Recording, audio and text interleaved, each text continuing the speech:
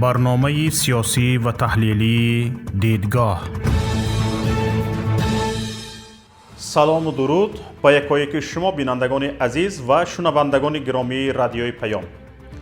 مثل هر وقت در برنامه تحلیلی دیدگاه شوکتی محمد با شما هستم. صحبت امروزه ما درباره اوانگردی هاست. اوانگردی هایی که گاه در دیوار سفارت و نمایندگی های بین المللی در دوشنبه را لگد کوب میکنند، گاه در مردم را میزنند و تخمباران میکنند. گاه دیگر به پیشوازشان رئیسان ناحیه ها گل دختران خود را برآورده اوانگردک ها را مثل پیشوایشان پیشواز میگیرند. از اینها چی کارند و به کجا میروند، چی کار میکنند کسی نمیپرسد. این ارکه ها کیستند؟ چند روزهای آخر موضوعهایی که سری زبان هاست قضیه گروه اوانگرد است. هرچند از تشکیل این گروه 5 سال گذشت و کار و فعالیت های زیادی هم انجام داد، چند عکس از پیشوازی نمایندگان اوانگرد در ظفرآباد و گلستان سوخت یک بار سر و صدا برانگیخت. در این عکس دیده می شود جوان دختران با نان و نمک از اوانگردی ها پیشواز می گیرند. کاری که اساساً برای پیشوازگیری مهمانانی بلند مرتبه صورت می گیرد. هرچند این گونه عکس ها از پیشوازگیری این جوانان قبلا هم نشر شده بودند، عکس های اخیر سبب شد نه تنها سر و صدا در شبکه های اجتماعی بلند شود، بلکه رسانه ها هم به این گروه توجه کنند و گزارش آماده نمایند. شاید سبب دیگری توجه کاربران به این گروه یک نوشته رهبری آن مرد خدا دولت است که از همگروهش فیروزی محمدالله انتقاد کرد. هر دوی آنها خود را رهبری این گروه می دانند که به گفته دولتوف 6000 و به گفته فیروزی محمدالله 22000 در مقیاس جمهوری اعضا دارند. خود اعضای گروه نیز در این اواخر فعالتر شدند و اگر قبلا با مخالفین تنها توسط شبکه های اجتماعی می جنگیدند و کمتر کسی اعضای آن را می شناخت، در یک برنامه آنلاینی مدیر سایت اصلاح محمد اقبال صدرالدین با زنگ ویدیویی پیوست شده و با او وارد بحث شدند. در همین حال 10 نفر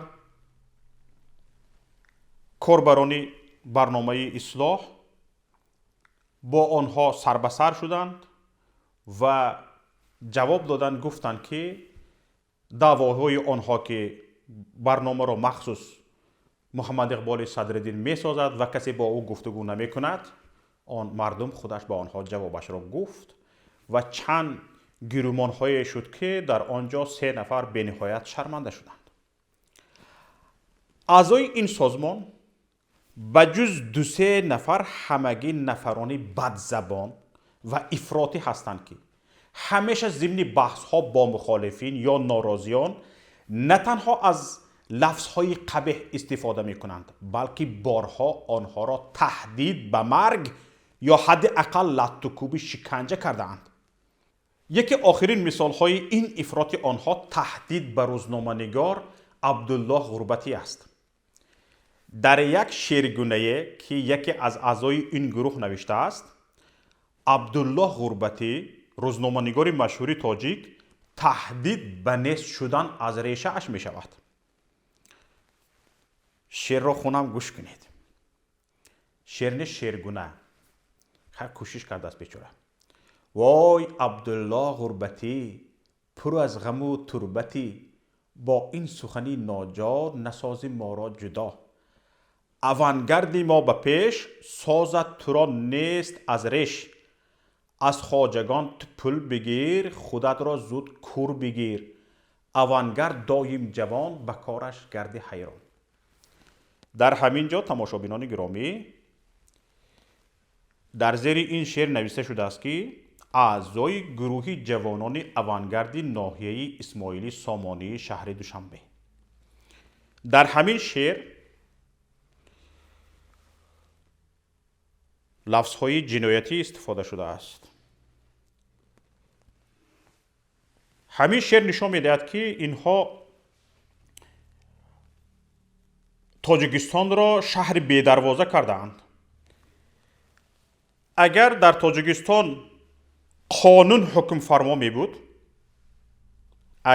тоҷикистон қонун ҳукмфармо мебуд, ва назорати иҷрои қонун мебуд, як нафарро аз решааш нобуд кардан таҳдид мекунӣ, ту ба ҷавобгарӣ кашида намешавӣ?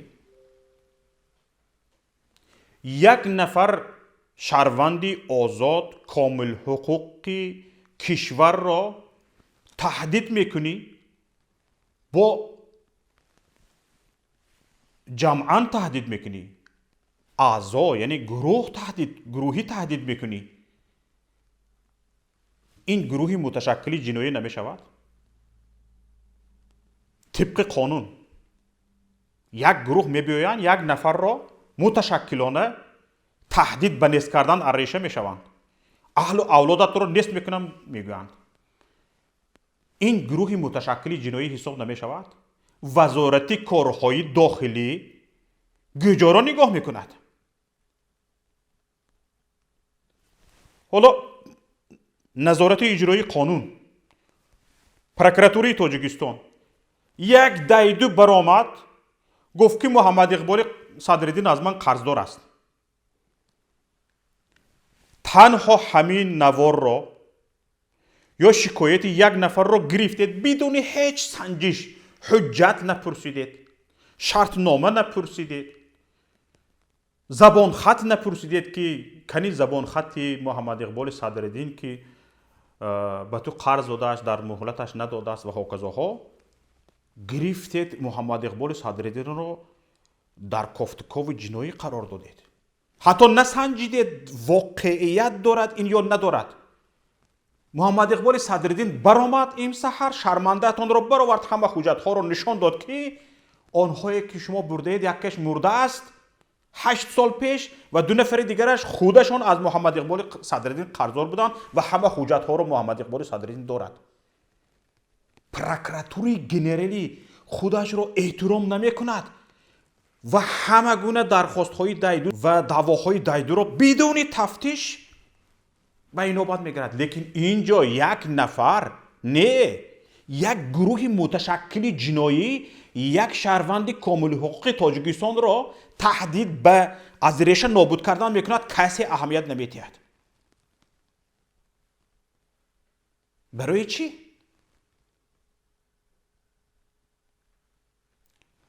вақте ки як гурӯҳ як бо ҳам мешаванд ва мегӯянд ки мо ана ҳамин корро гурӯҳан мекунем ва ана ҳамин ҷиноятро гурӯҳан мекунем, мо мекунем, ҳамин гурӯҳ гурӯҳи муташаккили ҷиноӣ ҳисобида мешавад мувофиқи қонун. ҳамин хел не, муҳтарам кормандони вазорати корҳои дохилӣ?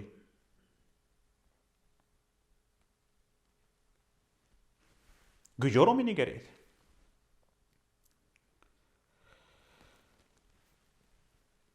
якбора сари забонҳо шудани номи ин гурӯҳ ҳарчанд бо интиқод ва назари манфӣ метавонад як трюки таблиғотӣ бошад.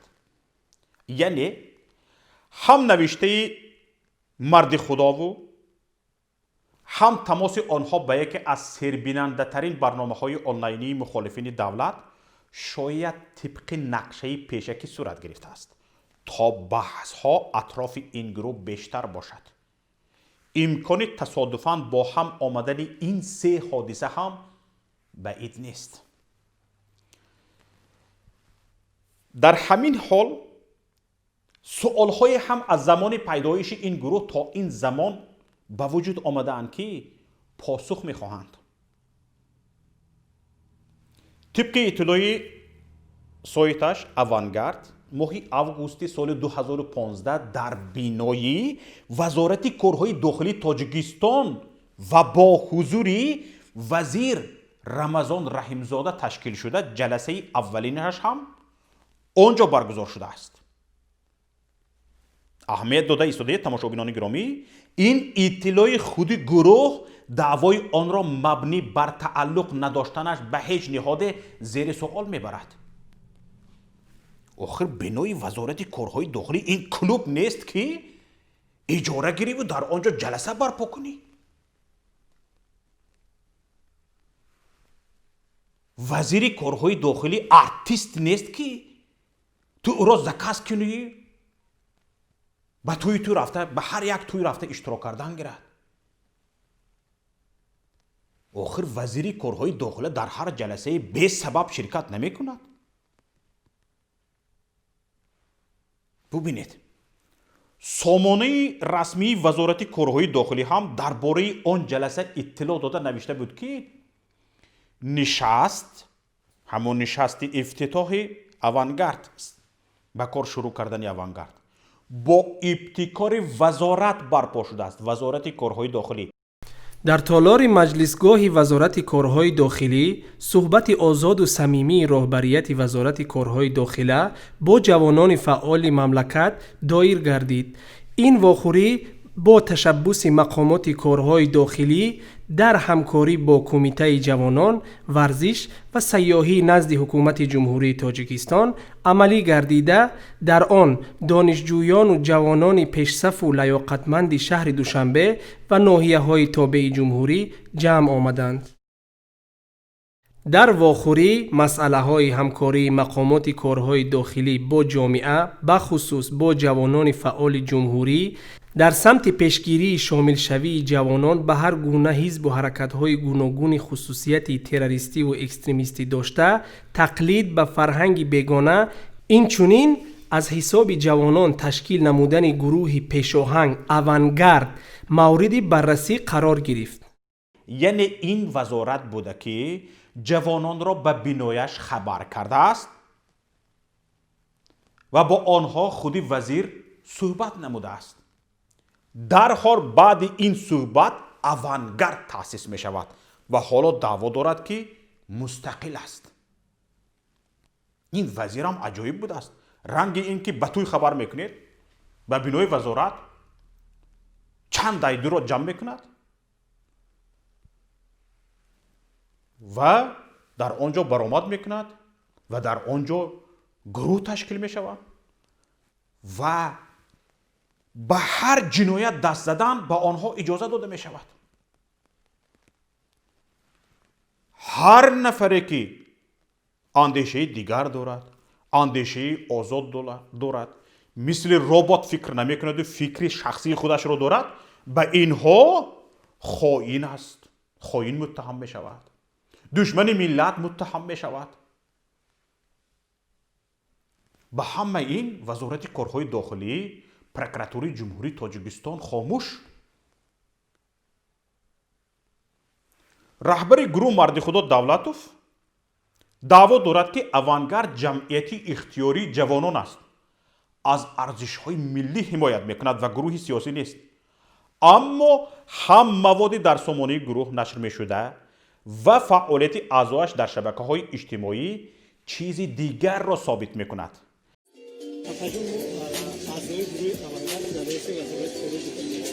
بیانیه های این گروه اساساً سیاسی اند. بیانیه های این گروه اساساً سیاسی اند که در محکومیت مخالفین یا کشور و سازمان هایی که به آنها پناه داده اند یا از آنها حمایت میکنند نشر می شود.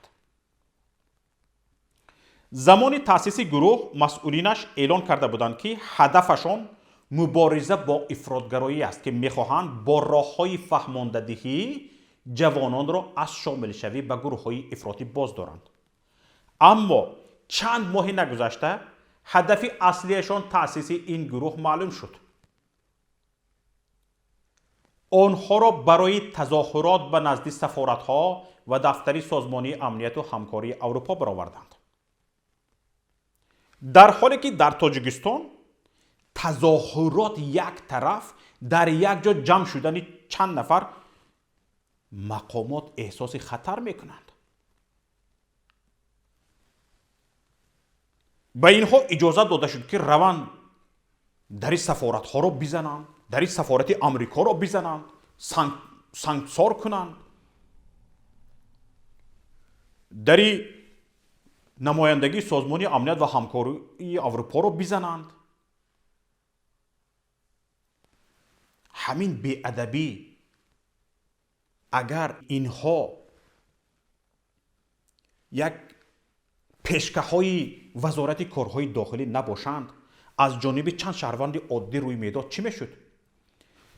یادتان هست چند زنی بیچاره زندانیان سیاسی که برآمدند از حقوق خودشان گپ زدند، آنها تظاهرات نکرده بودند، آنها تنها رفتند شکایت. فقط اینکه 3-4 نفر یک جا جمع شدند، همه‌شان را جمع کردند، بردند جریمه بستند. حال آنکه آنها در هیچ یک مقامات را نزده بودند و در هیچ یک مقامات سنگ نپرتافته بودند.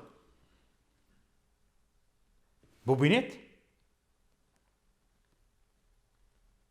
مناسبت به مردم چگونه و در چه حال است؟ به یکی دیگرگونه مناسبت میکنند، به یکی دیگرگونه مناسبت میکنند. همین حالت حکومتداری است یا بندیتیزم؟ اونهایی که به گروه تو طبق گروه تو طبق فکر تو فکر میکنند، چه خیلی که تو فکر میکنی از تو هستند و آنهایی که با فکر تو نیستند، با اندیشه تو نیستند، از تو نیستند و باید آنها مجازات شوند. همین خیلی است. کجای این را دولتداری یا حکومتداری میگویند؟ این دیدگی است، این بندیتیزم است، این حکومتداری نیست.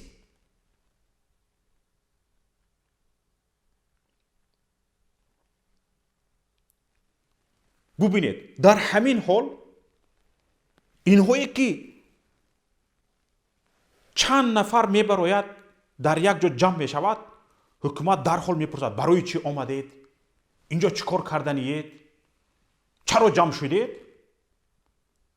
در همین حال در گمان است که این چند جوان اختیاراً برای تظاهرات به نزد نمایندگی‌های دیپلماتی رفته و کسی مانعی داد و فریادشان نشده باشد. اختیاراً یگان نفرش اختیاراً نرفته است. یکی از سوال‌هایی که در این چند روز به وجود آمدند نمودی فعالیت این گروه است، طرز و اصول فعالیت این گروه است. طبق گفته رهبرانش این گروه در هیچ کجا به قید گرفته نشده است، در حالی که طبق قانون‌های تاجیکستان هیچ سازمانی بدون قید حق فعالیت ندارد. هیچ سازمانی بدون قید حق فعالیت ندارد. اگر این سازمان به وزارت کارهای داخلی تعلق ندارد اما غیر قانونی فعالیت میکند، چرا در این 5 سال بار فعالیتش تفتیش نشده است؟ چرا؟ مرد خدا دولتوف دعوا دارد که گروهی زیر رهبریش از هیچ نهاد مبلغ نمیگیرد. به اینجا دقت کنید. مرد خدا دولتوف میگوید گروهی زیر رهبریش یعنی انا همین آونگارد از هیچ نهاد مبلغ نمیگیرد و اصلا حسابات مالی ندارد. در همین حال معلوم نیست فعالیت این گروه به خصوص سفرهایش به منطقه های تاجیکستان که مصرف اندک ندارند از کجا تامین می شود؟ از کجا؟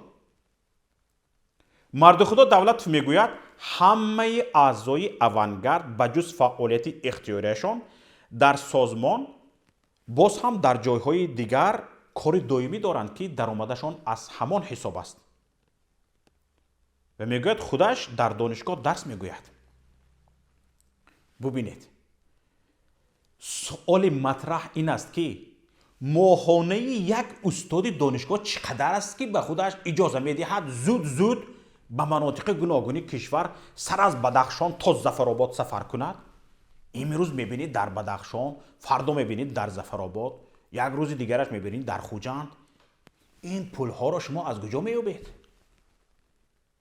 معلم دانشگاه اگر داشته باشد 2,5-3 هزار سومانی معاش دارد. سفر به ظفرآباد از دوشنبه کمش 1000 سومانی مصرف دارد.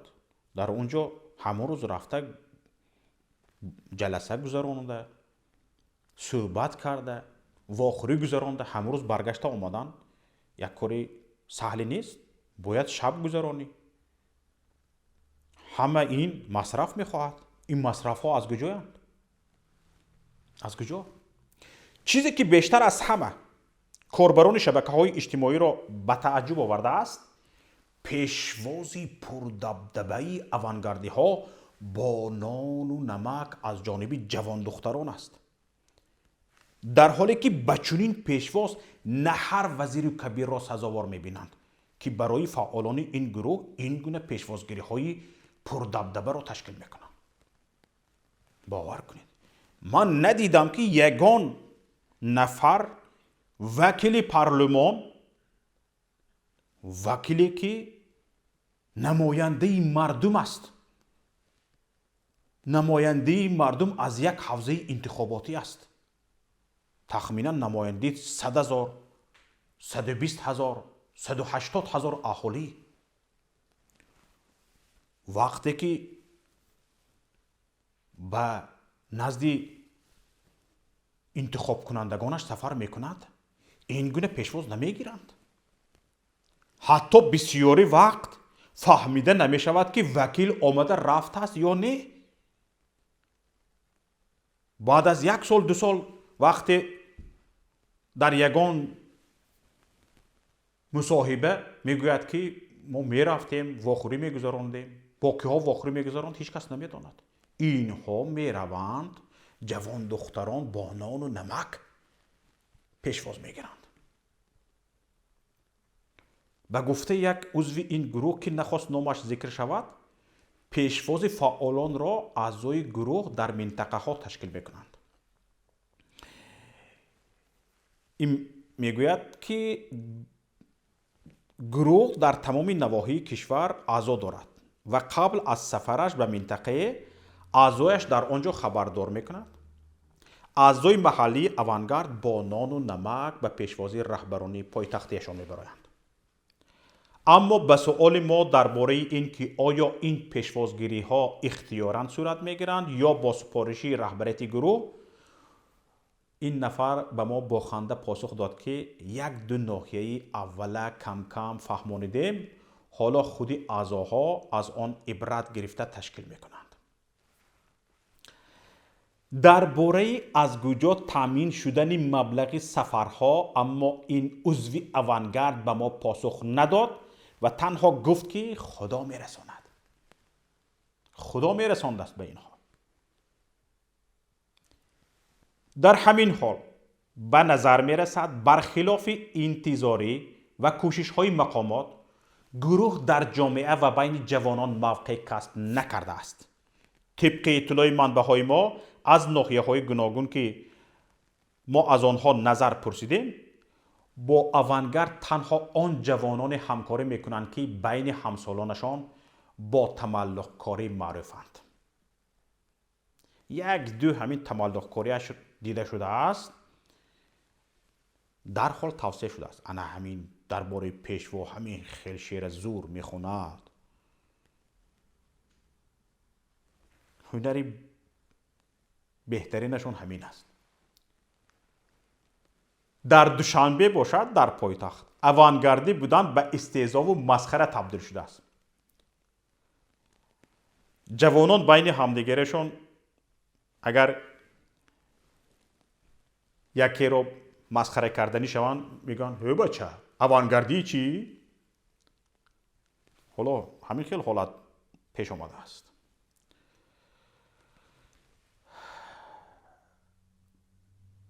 ملت عزیز، هموطنان گرامی،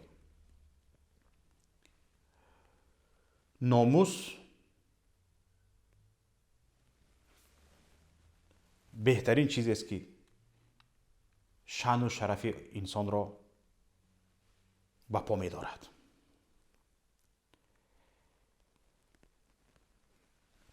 جسارت و شجاعت برای هر یک فرد ملت ضرور است. ای پدران و این مادرانی که شما صاحبان، شما والدان ان همین دخترکانی هستید که با نان نمک این آواره‌گردها را پیشواز گرفتند. شما در کجا بودید؟ همین در شأن شما همین حالت میزیبد که چند آواره‌گرد را دختر نازنین شما برایت با نان نمک پیشواز گرفت. شاید فکر کنید ما کهنه اندیشی میکنیم.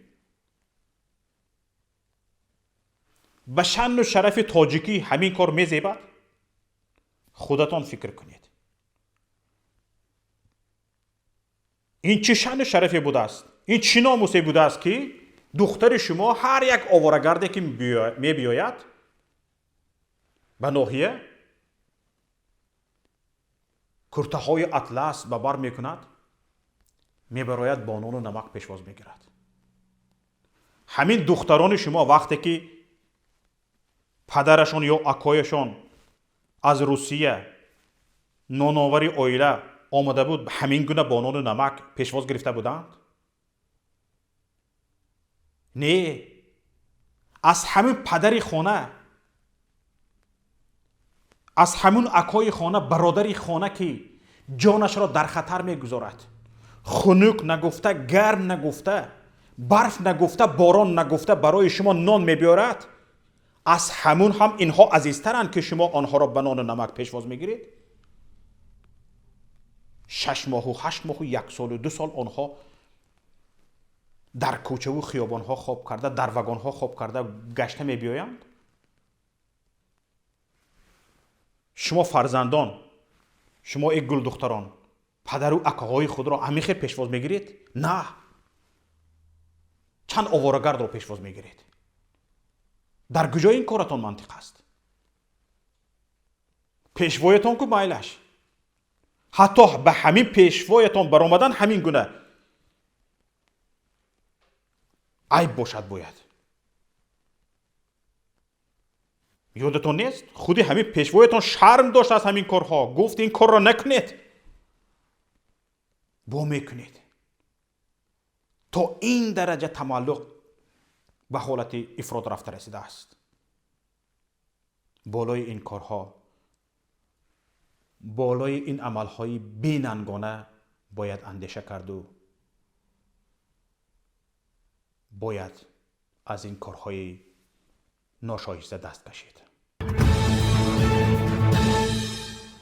اینجا نهایت برنامه امروزه دیدگاه است. برای پیگیری بیشتر از برنامه‌های ما لطفاً به شبکه یوتیوبی پیام تیوی و کانال تلگرامی ما ابونه شوید. کسانی که این برنامه ما را از شبکه ماهواره تیپلیوس تماشا میکنید، لطفاً نظرهایتان را توسط پیام فرستک‌های تلگرام، ایما، واتساپ و وایبر به رقم 49 15 16 46 15 947 فرستید. با همین برنامه امروزه ما به آخر رسید. با امید دیدار در هفته دیگر. خدا حافظ. السلام علیکم و رحمت الله.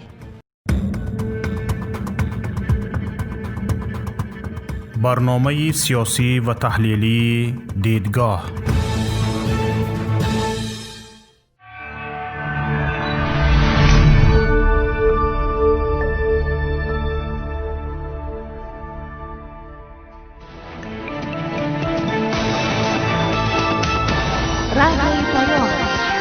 در فضای سیاست صدای جدید. رادیوی پیام. علم، فرهنگ، نوید. رادیوی پیام. مشورت، بحث، گفت و شنید. در تمام دنیا روی رسانه اینترنتی رادیو پیام .net